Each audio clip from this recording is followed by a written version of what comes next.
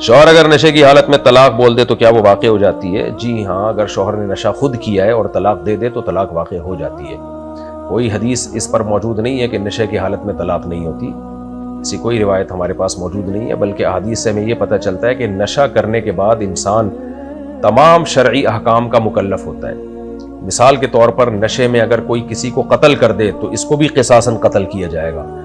European culture میں امریکیوں کے ہاں، گوروں کے ہاں نشہ جو ہے یہ عذر ہے۔ امریکہ میں، یورپ میں اگر نشے میں کوئی بندہ مار دینا تو اس پہ قتل کا کیس نہیں بنتا، بلکہ اس کی سزا کم ہے کہ جی نشے میں تھا یہ۔ لیکن اسلام میں ایسا کچھ بھی نہیں ہے۔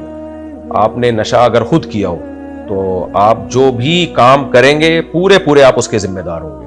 تو اس لیے اگر خود نشہ کیا ہے تو اور پھر اس نشے میں طلاق دے دی تو طلاق بہرحال واقع ہو جائے گی۔ بعض لوگ حدیث پیش کرتے ہیں لا طلاق ولا عتاق فی اغلاق، کہ طلاق اور غلام کا آزاد کرنا اغلاق کی حالت میں نہیں ہے، اور اس کی تفسیر یہ کرتے ہیں کہ اغلاق میں نشہ بھی داخل ہے۔ تو کسی حدیث سے نہیں پتہ چلتا کہ اغلاق میں نشہ کی بھی داخل ہے۔ اغلاق کا مطلب ہوتا ہے جب رائے اور فکر کے دروازے بالکل 100% بند ہو جائے، جیسے سوتے میں آدمی کو اختیار نہیں ہوتا، منہ سے طلاق نکل گئی نیند میں تو اس سے کچھ بھی نہیں ہوگا۔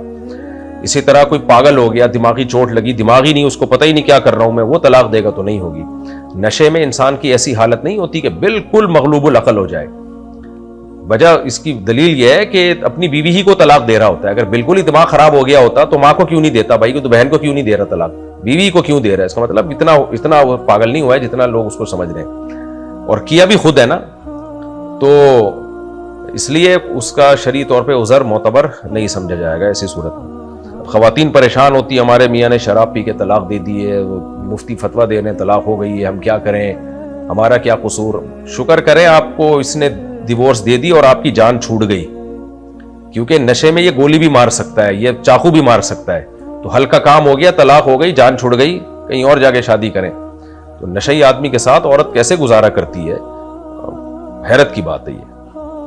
تو جو طلاق دے سکتا ہے وہ گولی نہیں مار سکتا، وہ چاقو نہیں مار۔ میں نے ایسے واقعات بہت دیکھے اپنے جان پہچان والوں میں کہ نشہ کیا اور سگے بھائی کو قتل کر دیا، نشہ کیا اور دوست کو قتل کر دیا، کزن کو قتل کر دیا، ایسے واقعات ہوتے ہیں۔